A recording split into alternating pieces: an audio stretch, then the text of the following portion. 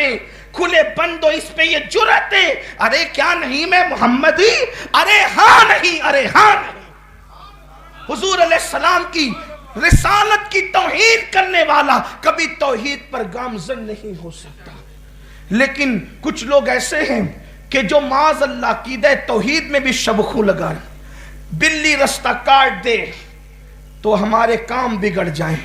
اتنی پاورفل ہو گئی بلیاں، اتنی طاقتور ہو گئی بلیاں کہ وہ آپ کا کام بگاڑ سکے۔ پھر کام بگاڑنے کے لیے آپ کو کسی کو کچھ کرنے کی ضرورت ہی نہیں، 10-20 بلیاں پال لیجئے، جو نکلے اس کے آگے بھجا دیجئے، سب کے کام بگڑتے رہیں گے۔ انا للہ و انا الیہ راجعون۔ جو مذہب تہمات پرستی کو مٹانے کے لیے آیا تھا، اس مذہب کے ماننے والے تہمات پرستی میں مبتلا۔ کوئی کانے کو دیکھ لے تو دن بھر اچھا نہیں جائے گا، کسی بیوہ کو دیکھ لے تو دن بھر اچھا نہیں جائے گا۔ بیوہ ہماری شادی کی رسومات میں آ جائے گی تو شادی کے اندر خوشیاں ختم ہو جائے گی۔ میرے آقا صلی اللہ علیہ وسلم کے غلاموں، اگر کوئی بیوہ منحوس ہوتی تو اللہ جانے کائنات کو کسی بیوہ کی گود میں پیدا نہ فرماتا۔ اگر کوئی بیوہ منحوس ہوتی تو حضور علیہ السلام کی پہلی بیوی بن کر آنے کا شرف کسی بیوہ کو نصیب نہ ہوتا۔ وہ تو ایک مرتبہ نہیں بلکہ 2 مرتبہ بیوہ ہو چکی تھی، مگر قربان جائیں جب اس بیوہ کو میرے نبی نے سہاگن بنایا تو کتنا پیار کیا کہ ان کی موجودگی میں میرے نبی نے دوسرا نکاح تک نہیں کیا۔ یہ خدیجۃ الکبریٰ سے محبت تھی۔ کائنات ان سے عشق کرتی ہے اور ان کا عشق جان ایمان ہے، لیکن وہ بھی تو کسی سے پیار کرتے، وہ بھی کسی سے پیار اور کتنا کیا کہ ان کی موجودگی میں دوسرا نکاح نہیں فرمایا، اور جب تک وہ حیات رہی دوسرا نکاح نہیں کیا، اور جب وصال ہو گیا تو پھر ازواج مطہرات کی کثرت تھی، ان کے درمیان بھی خدیجۃ الکبریٰ کی منقبت بیان کی جاتی تھی، سیدہ خدیجہ کے مرتبے بیان کیے جاتے تھے۔ تو میرے پیارے آقا علیہ السلام کے دیوانوں، رسومات میں، شادی کی رسومات میں اگر مائیں اور بہنیں موجود ہیں، بیواؤں کے آنے سے خوشیاں ختم نہیں ہوتی بلکہ خوشیاں بڑھ جایا کرتی ہیں۔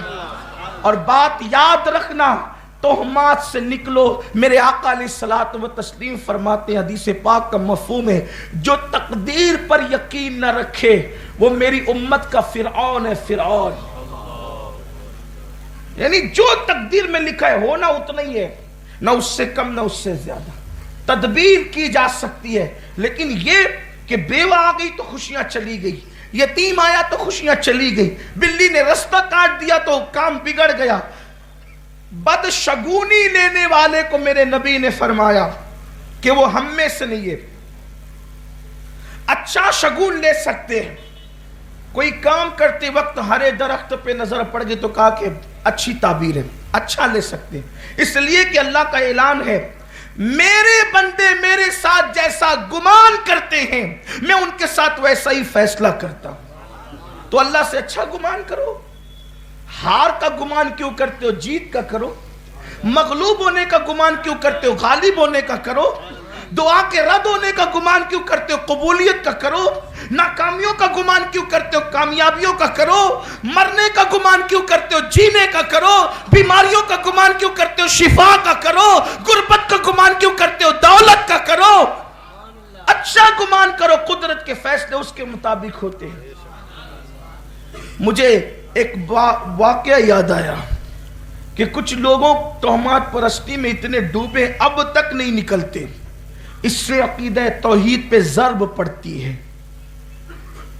لا یضر مع اسمہ شیء فی الارض ولا فی السماء، کوئی زمین اور آسمان کے اندر ایسی چیز نہیں ہے جو اللہ کے نام کے ساتھ نقصان دے سکے۔ نفع اور ضرر کا مالک صرف اللہ ہے، فائدہ اس کی مرضی سے، نقصان اس کی مرضی سے۔ من یہدہ اللہ فلا مضل لہ ومن یضللہ فلا ہادی لہ، اللہ جسے ہدایت دے اسے کوئی گمراہ نہیں کر سکتا، اللہ جسے گمراہ کرے اسے کوئی ہدایت نہیں دے سکتا۔ اللہ جسے نور دے اسے کوئی ظلمت نہیں دے سکتا، اللہ جسے ظلمت دے اسے کوئی نور نہیں دے سکتا۔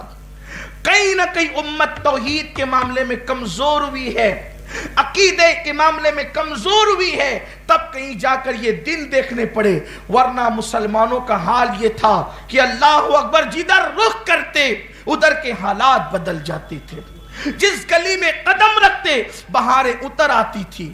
ایک مرتبہ کا واقعہ ہے، وقت کا ایک بادشاہ اور تاجدار جو تہمات پرستی میں مبتلا تھا، اس کے دل میں خیال آیا کہ چلو شکار کرتے ہیں۔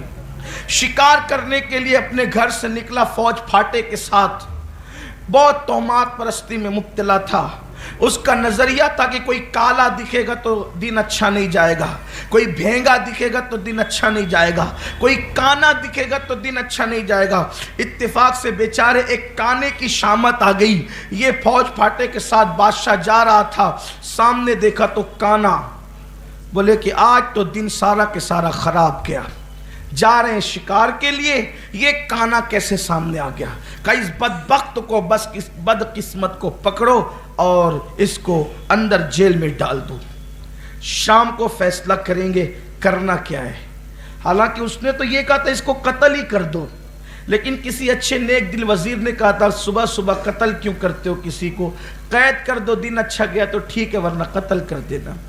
ایسے ہی ہوا، قید کر دیا بیچارے کو اٹھا کر۔ بادشاہ تھا، بادشاہوں کو کون روک سکتا ہے، اس نے اندر ڈلوا دیا، گیا۔ خدا کا کرنا یہ کہ اتنے مور، اتنے ہرن اور ایک سے ایک جانور اس دن شکار میں آئے، تو پورے پنجرے بھر کر کے خوب خوشی خوشی آیا۔ آنے کے بعد وہ وزیر نے جس نے کہا تھا کہ بھئی قید کر دو، شام کو دیکھیں گے کیا ہوگا، بادشاہ موڈ میں تھا، خوش تھا۔ اس نے کہا، وزیر نے کہا اب اس کے بارے میں کیا حکم ہے؟ کہا کہ بات چھوڑ دو اس کو، دین ہی اچھا گیا تو چھوڑ دو اس کو۔ وہ آیا اور اس نے کہا میں گھر نہیں جاؤں گا، پہلے مجھے بادشاہ کے پاس لے کر چلو، مجھے بادشاہ سے دو بات کرنی ہے۔ بادشاہ کے پاس گیا لے کر کے، کہا بادشاہ سلامت کیوں چھوڑا، قتل کراؤ؟ تو کہا نہیں، صبح کو آپ دکھے تھے تو گمان یہ تھا کہ اچھا دن نہیں گزرے گا، اسی لیے تو قتل کروا رہے تھے، کسی نے کہا کہ ڈال دو جیل میں، شام کو دیکھیں گے، دیکھو کتنا شکار کر کے لایا ہوں، اتنے مور، اتنی ہرن، اتنے یہ، اتنے وہ، اتنے وہ۔ کہ اگر جان بخشیے تو ایک بات کہوں، آپ نے مجھے منحوس کہا تھا نا، کانا دکھا تو آپ نے مجھے دیکھا تو آپ کا دن اتنا اچھا گزرا کہ سارے پنجرے جانور سے بھر گئے، لیکن صبح صبح میں نے آپ کو دیکھا تو پوری دن جیل کی ہوا کھانی پڑی۔ بادشاہ یہ بتائیں منحوس کون ہے؟ منحوس کون ہے؟ آپ مجھے منحوس کہہ رہے تھے، منحوس کون ہے؟ آپ کا دن تو مجھے دیکھ کر اچھا گزرا اور آپ کو دیکھ کر میرا دن کیسا گزرا؟ یہ حالت ہے۔ اس لیے تہمات پرست